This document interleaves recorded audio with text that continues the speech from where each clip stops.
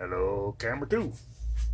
Hi everybody, I'm Dave Smalley, Geeks Garage. Welcome to my playpen. Tonight, this is the right side measurement fence of my used miter saw sitting over there we'll be dealing with. Saw blade goes right about here. The feed ramp is over here.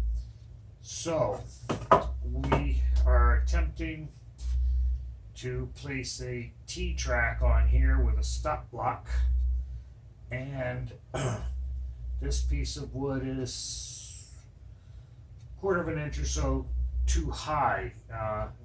And this nasty piece of wood here was just slapped on to glue this extension in place, so all of this is a terrible afterthought. Anyway, it was described in the last video. This is used miter saw update part 6. So tonight, all I'm trying to do is cut this off, that piece on the top. And I've decided what I'm going to do. Fence is already set. Saw blade is at its full height, which will not cut all the way through this. So what I think I'm going to do, and see that comes to a stop there. So I'm going to turn on, feed it into the point where it stops. Lift it up, shut it off. Crank it back on again, and this time feed it down carefully and cut the rest of it. And it will cut most of that off.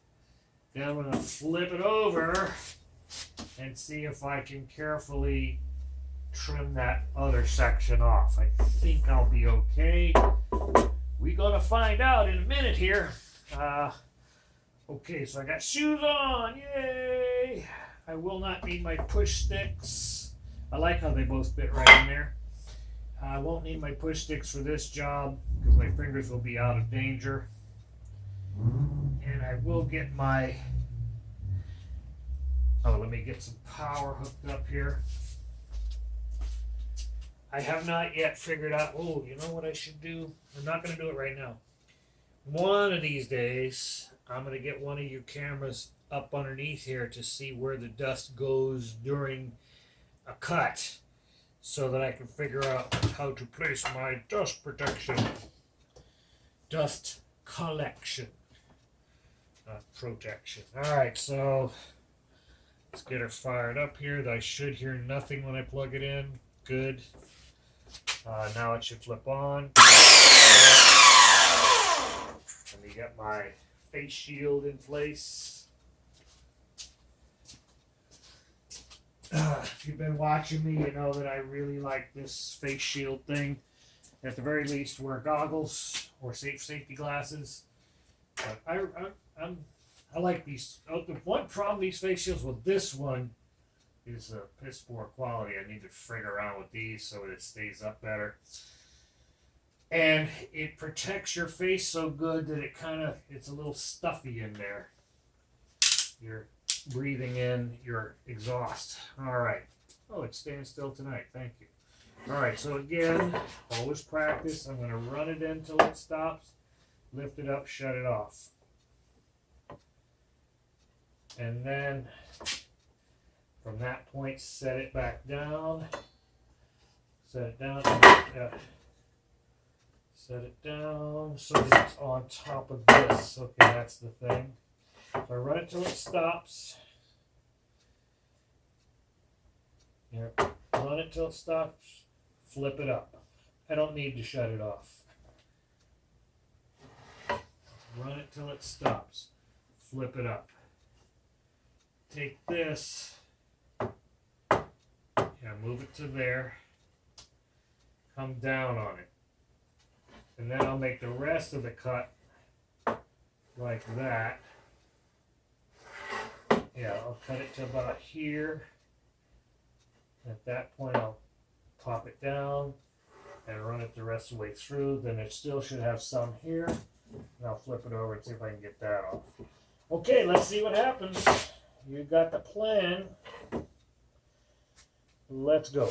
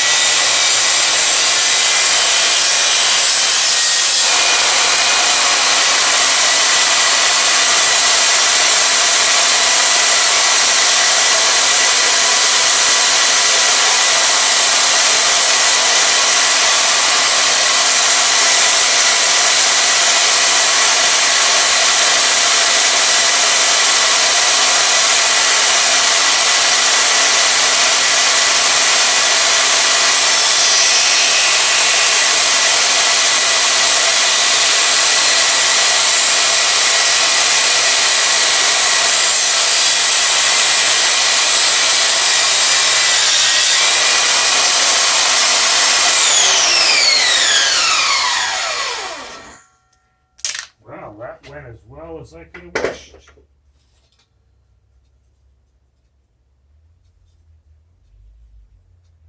Pretty.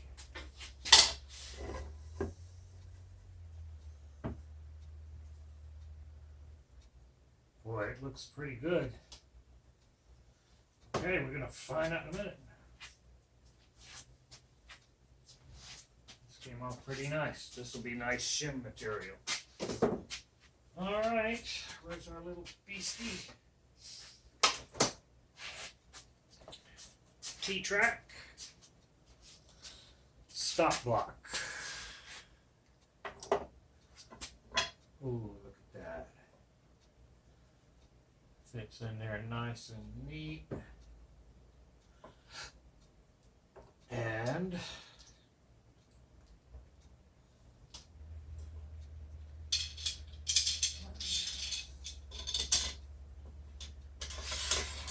now this is below this.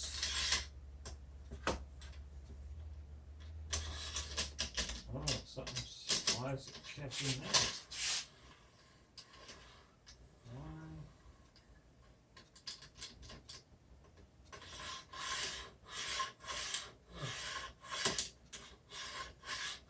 Well, I think it's hitting the hole down here. It's not hitting up here. Okay. Something hits right. Oh, I see. Right here. Okay, and I knew about this problem. Fundamental flaw in design. That's neat. But what it's doing that I like, part of what my concern was, this flap is coming all the way over and touching the face. I had to put it here in order to make sure that happened. If you saw a couple of videos ago, I had it clamped in place to help determine my placement. And see how it's going just over that? All right, so basically, you lock it in place, bring your wood, flip this up and over, make your cut, flip it back down, slide the wood in, flip it up, make your cut, flip it out, yeah, blah, blah, blah. So this is a little stiffer than I anticipated. I thought that would flip open. I could probably loosen this up. But the nice thing about it being a little stiff is there's no slop. It's not flapping back and forth like my other one's doing. All right, so we're good. We did our rip cut.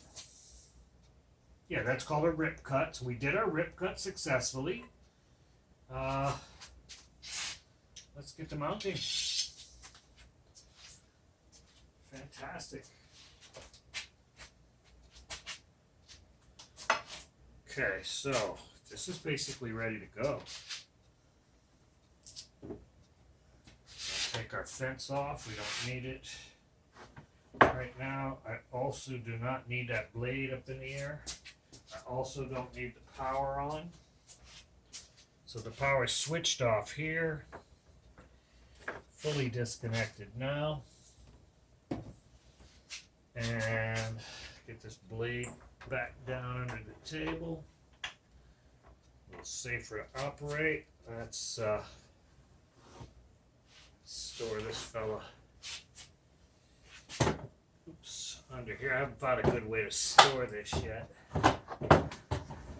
Looks like a good spot. Okay. We can put this away. I need to get a storage spot over here for it. Right now it's over by the door.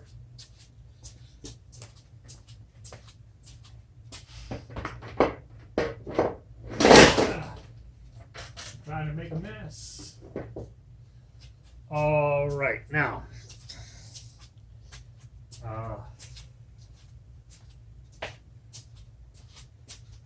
get yourself a soft brush. These things are wonderful. Brushes that crap off so nice and simple. Okay, looks like it blew it all that way. Kind of makes sense. So I'll have to take some time to look at exactly how things flow. All right, so again, now we want to put this on there. Time to choose the screws.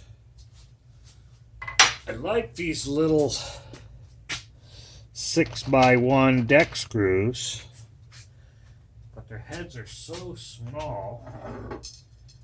Ooh.